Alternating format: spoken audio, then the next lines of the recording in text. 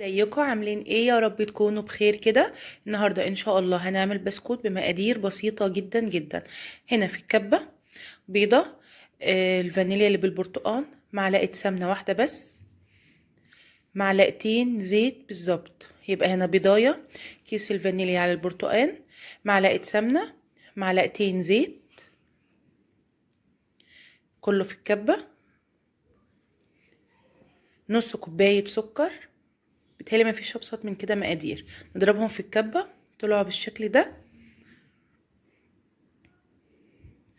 هنحط عليهم معلقة صغيرة بيكنج باودر، تمام زي ما انتوا شايفين كده بالظبط. مقادير بسيطة جدا، تعمليها كده وانت واقفة في المطبخ، مفيش اي مجهود ولا اي حاجة. الدقيق طبعا بالتدريج، هي اخدت مني حوالي كوباية ونص. تحط الدقيق بالتدريج عشان العجينة ما تشققش منك وتنشف. نفضل نحط بالتدريج كده بالراحة، يعني نطول بالنا كده شوية. تمام، لحد العجينة ما تلمي معاكي. ولو شققت منك ضيفي يعني معلقة لبن كبيرة كده.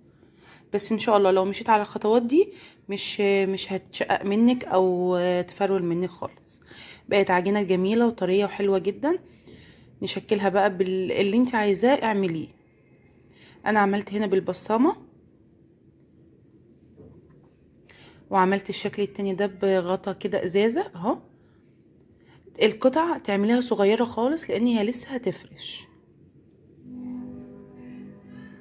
عملت معايا بالظبط 36 قطعة في الفرن بالظبط. 10 دقايق طلعت بالمنظر الجميل ده.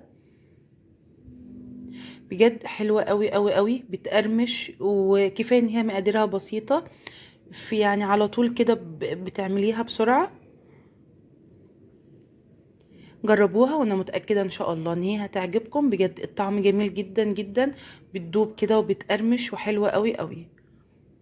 والكمية البسيطة دي، المقادير البسيطة دي طلعت كمية كويسة.